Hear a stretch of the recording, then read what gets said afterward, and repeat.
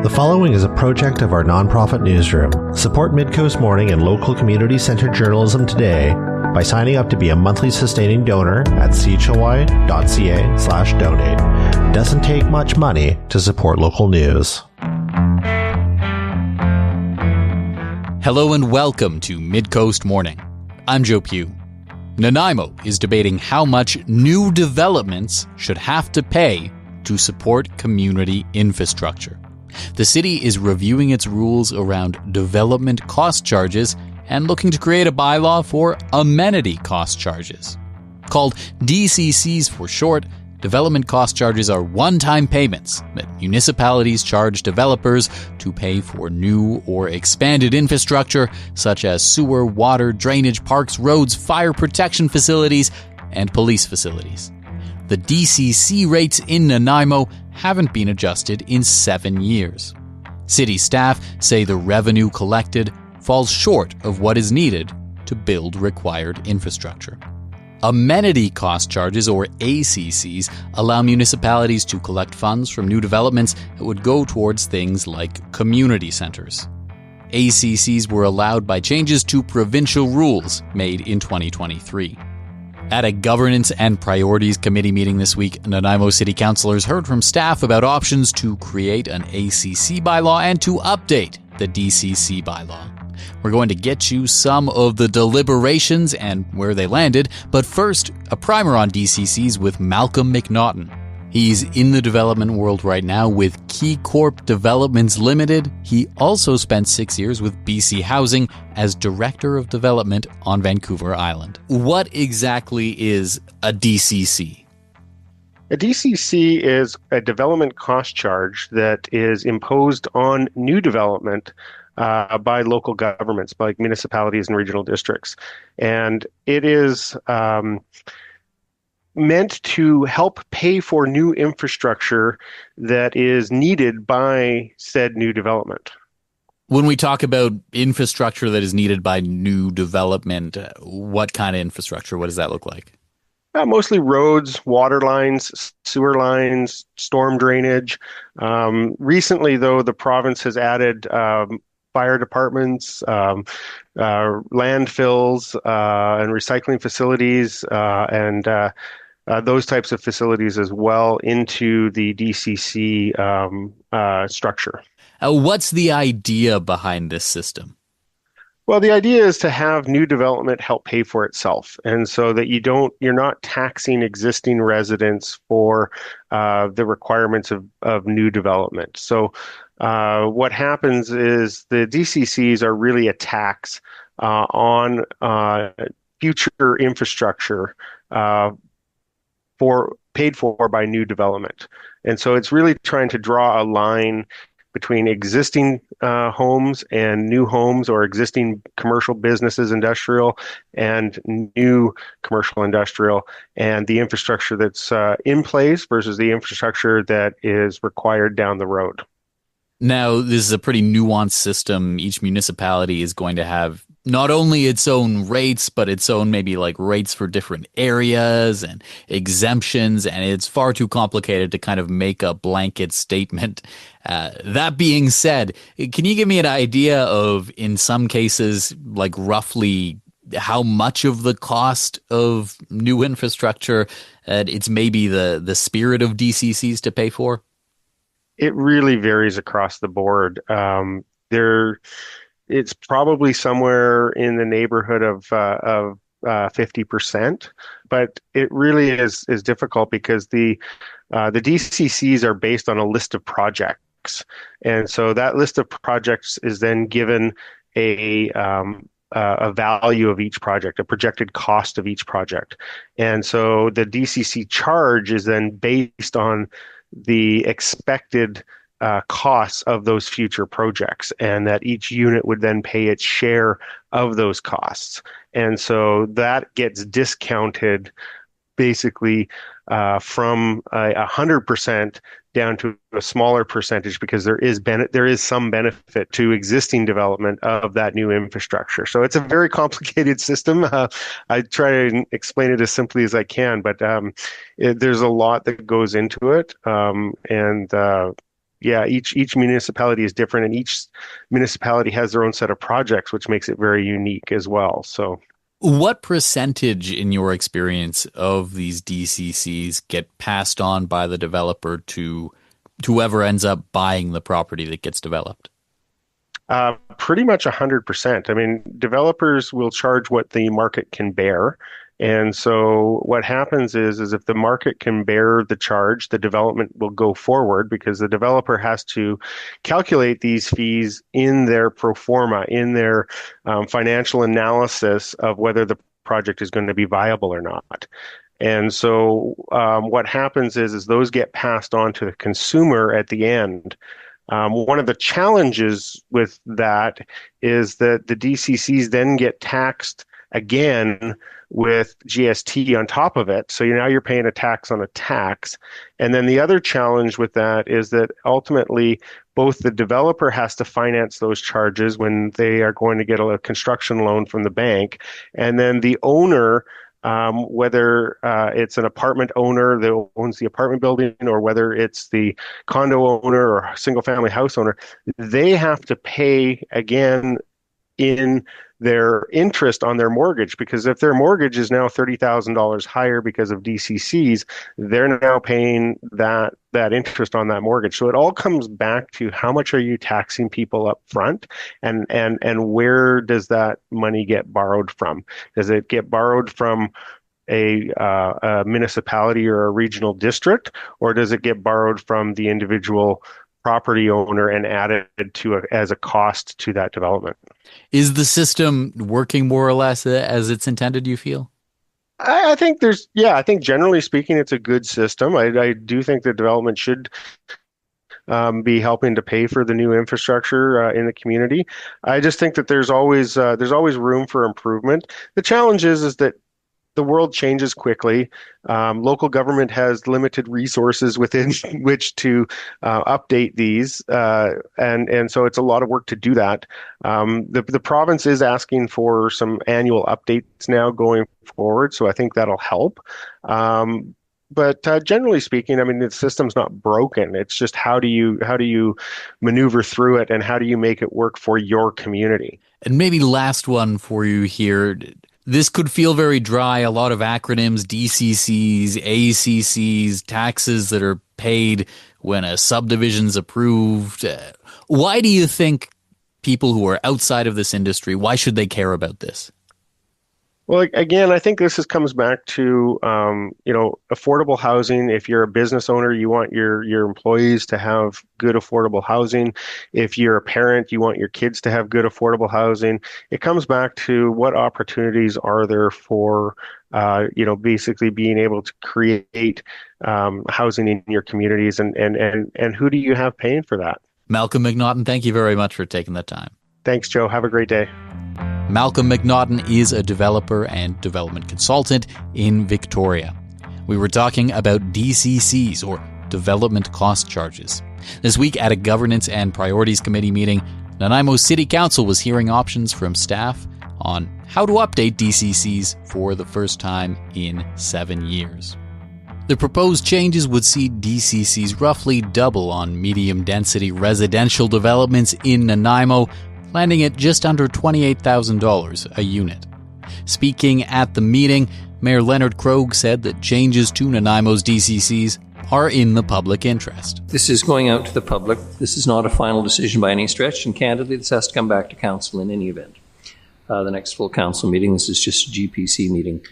And I appreciate the challenges. And I suppose in a perfect world, council would every year change the DCCs, arguably, although that would be probably too much change for the development and building community.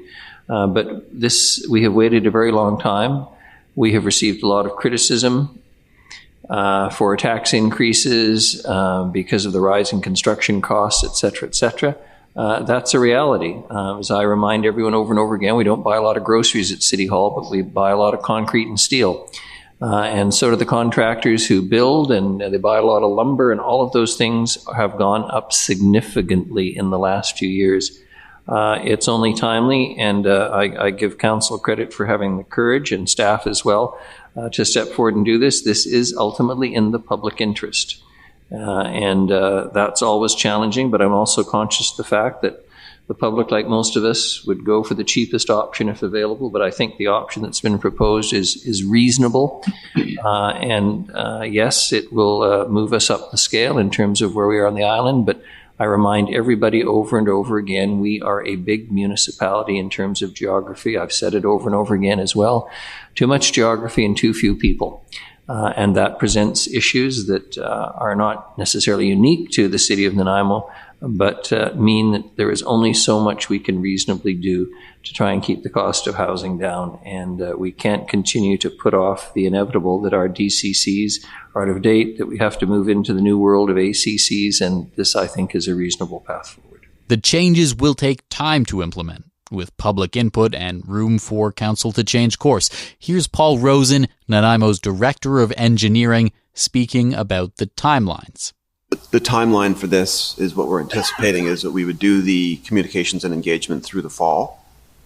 And so once that's complete, we would bring back to council the results from that engagement, as well as an opportunity to implement the bylaw. So potentially with the first 3 readings of the bylaw. And then as John and Laura mentioned earlier, it requires ministerial approval. And then once that's received, assuming we get that, then we can do the 4th reading. Council could do the 4th reading. And I believe after that, any development that's in stream, essentially they have 1 year of in-stream protection from the new rates. So approximately 9 months to a year from now is when we'll have this all wrapped up with ministerial approval, I think, and in a year for developers, we've already got something in stream. So I think we're hoping to have the bylaw in front of council in Q1 of 26. Councillor Janice Perino said she's curious to hear what the public has to say about potential DCC changes. I don't disagree with anything that the mayor said, and I'll support this because it's going to the public for engagement, so I'd be very interested in hearing what they have to say about this, because it is, my concern is we're trying to encourage development, not discourage it. But I get the reasons why this is important. I think for me, the biggest lesson through this is we need to be reviewing our DCC charges on a very regular basis, at a minimum every 3 years, just to keep up to date. Because this is too much of a jump now that we have to put this increase in. No matter what we do, 1, 2, or 3, it's all a huge jump. So we need to be doing this on a more regular basis so that it's not such a horrible sticker shock for developers who are trying their best to accommodate our needs for housing. Because that's what we're looking for, is housing. So this is going to be a tough one. There's also a proposed local area DCC, an extra cost that would accompany projects in the south end of town near Maki Road. Councillor Ben Gesselbruck said he was happy to see that portion included amongst proposed updates. For myself, I think it's a decision. It's either, and I think when we say the public, it's like the current taxpayer either has to pay for the increased development. It's basically subsidizing the future development that the increased population is going to require. So these DCCs is almost like an affordability means for our current taxpayer. And I do acknowledge that, it's an increase for the development community, and, we'll be going out and doing engagement on this. I think that the second tier is reasonable. It is a middle ground, and it's kind of taking, further prioritizing a whole set of infrastructure investments that we do need to make. So I'm supportive of this going forward, and I think that the local area DCC for South Nanaimo is critical, and I'm really happy to see that has been put in place, because it's been something that's like, how are we going to pay, and are we all going to have to pay for this large development that's going to happen when there's no plans really to pay for these roadways that are much needed to make it work, so that it doesn't drop the quality of living for everybody in that area. So I'm happy to see that be put into place. So Councillors Ian Thorpe, Tyler Brown, and Cheryl Armstrong were not present at the meeting. Coming up, we'll hear from Housing Minister Ravi Kahlon to get a provincial perspective on DCCs. Midcoast Morning is made possible by the Community Radio Fund of Canada and generous listeners like you. Support and grow our nonprofit newsroom project today at chly.ca/donate with a monthly or one-time donation. With your support, we can expand Midcoast Morning from 2 to 3 original programs per week to cover local news, current affairs, and arts and culture. Nanaimo is planning to update how much money new developments will need to contribute to community infrastructure. At a Governance and Priorities Committee meeting this week, Council took steps towards adjusting its Development Cost Charge bylaw for the first time in 7 years. It's also working towards an Amenity Cost Charge bylaw, a new tool enabled by provincial legislation. I spoke with Ravi Kahlon, BC's Minister of Housing and Municipal Affairs. Minister Kahlon, Nanaimo is in the process of updating its DCC and its ACC bylaws. The province has also made some changes that allow municipalities to collect fees for more things like police stations. Can you tell me about the intent behind those changes? Yeah, we wanted to make sure that the process was as simple as possible. And for your listeners that perhaps are confused with all the acronyms, I don't blame them because the acronyms can be confusing. DCCs have been in place for a long time for local governments, and that's usually for sewer, pipelines, all the stuff that's below ground that you normally can't see, but helps our communities function in a healthy way. And the process has been pretty simple. Communities identify what infrastructure needs that they have, and new projects that come online know how much they have to contribute towards those projects. Now, the challenge we've had historically across the province is what local governments term as CACs. That's where it gets confusing because those are for amenities. Local governments have been trying to collect dollars for amenities. They need something for the police station. They need something for the fire hall. They need a new park. And local governments have been waiting for projects to come through, and then they negotiate project by project to try to get dollars out of that project. Now, the challenge with that is it actually creates mistrust in communities because it's not a transparent process. It's not open in the public. And what the public thinks is that some developers get better deals than others. And there's always this doubt of why is it that they have a charge for someone here and a different charge for someone here. And so we created a new tool called the ACCs, or Amenity Cost Charge tool. And essentially it's structured same as the DCCs below ground. It's a very transparent process. You identify what you need, what amenities are important, and there's a set cost charge that's available for builders so they know in the beginning and not something you have to negotiate along the way. Now, if things continue the way they look like they're going to go in Nanaimo, the DCCs will increase a lot. The development community will frame these DCCs as basically taxes on development. We're in the midst of a moment where everyone is trumpeting that we need a rapid increase in housing supply. How do we get things right when it comes to DCC levels in that context? Well, it certainly is a challenge, and there's an argument on all sides on this. Local governments will say, well, we need dollars for infrastructure to support the community. And development community will say, yeah, we understand you need that, but why is it all new developments that are paying for those amenities? Is there a cost that local communities should be burdening in that as well? And both are right in some ways. It's often easy for local governments, and this is not about Nanaimo, but all local governments, to say anyone new coming in should pay the cost of the new amenity, yet everybody in the community uses it. And that's where the debate happens in the community. Is it really for new? Or is this something that you wanted to get built, and now because of the new project, you're putting it onto the new units that are coming online?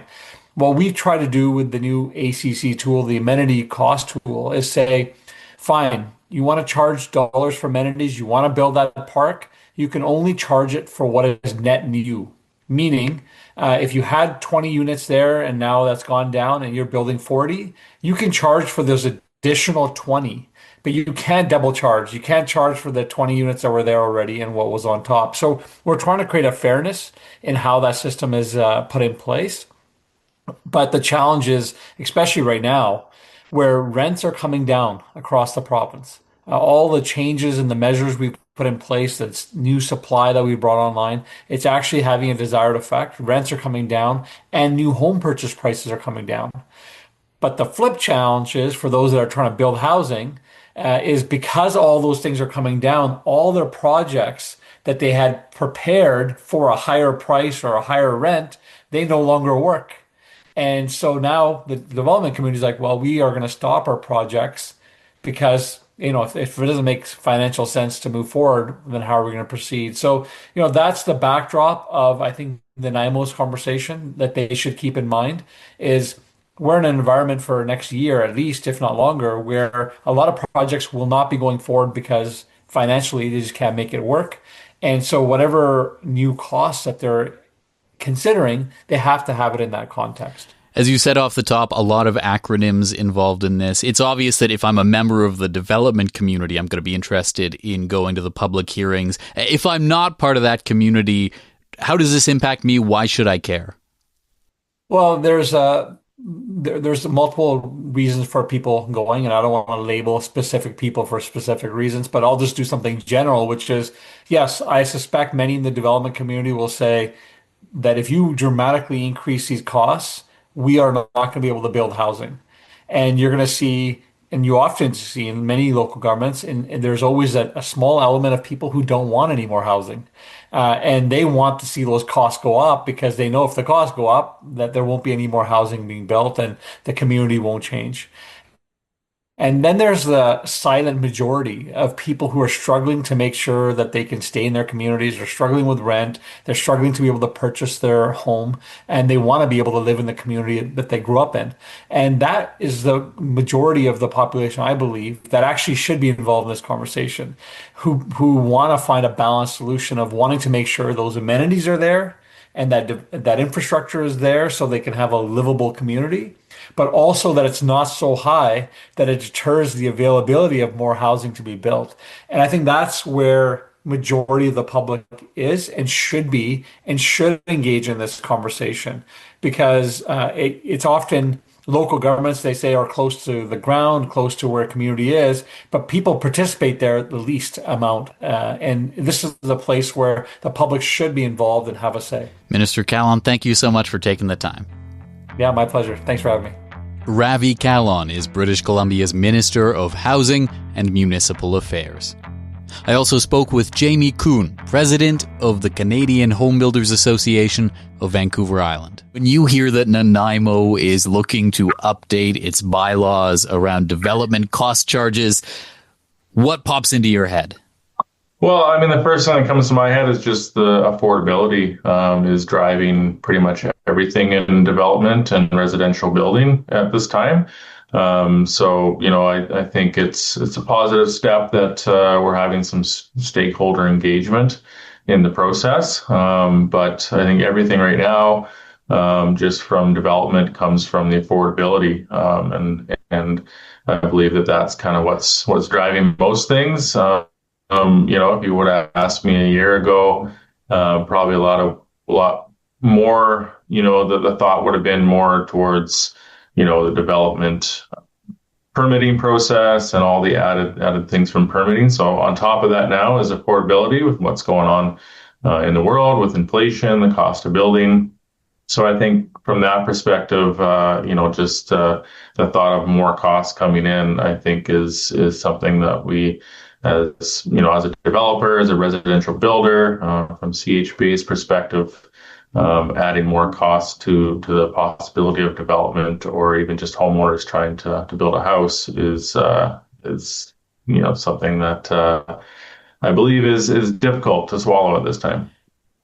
Speaking with the Minister of Housing on this, specifically when it comes to amenity contributions, ACCs. He was suggesting that the system as it is now, as it's trending towards, would be beneficial because it's more transparent about and upfront about where some of this money is going. Do you feel like the system is working as it's intended, or like that is a benefit to this system rather than having to kind of negotiate on a case-by-case basis? Yeah, I think so. I think the transparency for people to see where the money's going and how it's benefiting them in the community. But I think it's unfair to pass all those costs on to a new home builder, whereas everybody's going to benefit from greater infrastructure and community improvements.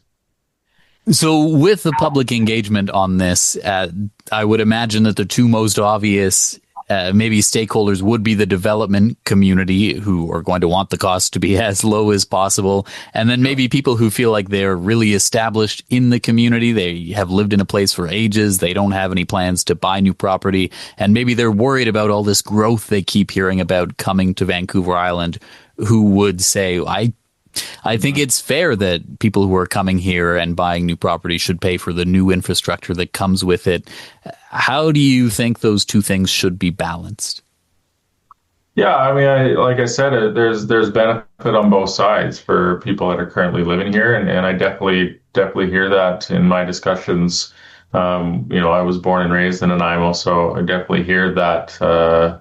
There's a bit of people saying that there's all this growth and there's not enough money for new schools. The schools are that's one that comes up all the time. But I think it is also unfair to expect people that are wanting to move here or even just build a house, that doesn't mean they're moving here, to burden all of that cost. I think it should be spread out because it is, even if there's growth, there's still going to be some benefit from people that are already living in Nanaimo. Jamie Kuhn is president of the Canadian Home Builders Association of Vancouver Island. That's our show for the day. Thank you for joining me. I'm Joe Pugh, host and producer of Midcoast Morning. Jesse Woodward is our executive producer, and Arby Frew is our technical advisor. You can sign up for CHLY's newsletter at chly.ca/subscribe. If you have a story you'd like us to cover, email us at news@chly.ca. Our theme song is First One by local Nanaimo band Waste Management. That's all for now. I'll talk to you on another Midcoast Morning. Midcoast Morning would not be possible without the funding of the Community Radio Fund of Canada's Radio Meters program and listeners like you. Midcoast Morning is a project of CHLY's nonprofit newsroom. Support nonprofit journalism in Nanaimo and on the Salish Sea today by becoming a monthly sustaining donor at $5 or more per month. Support the program at chly.ca/donate. Finally, this program acknowledges and gives thanks to the Nanaimo First Nation as we broadcast and podcast from their traditional territory. Thanks for listening.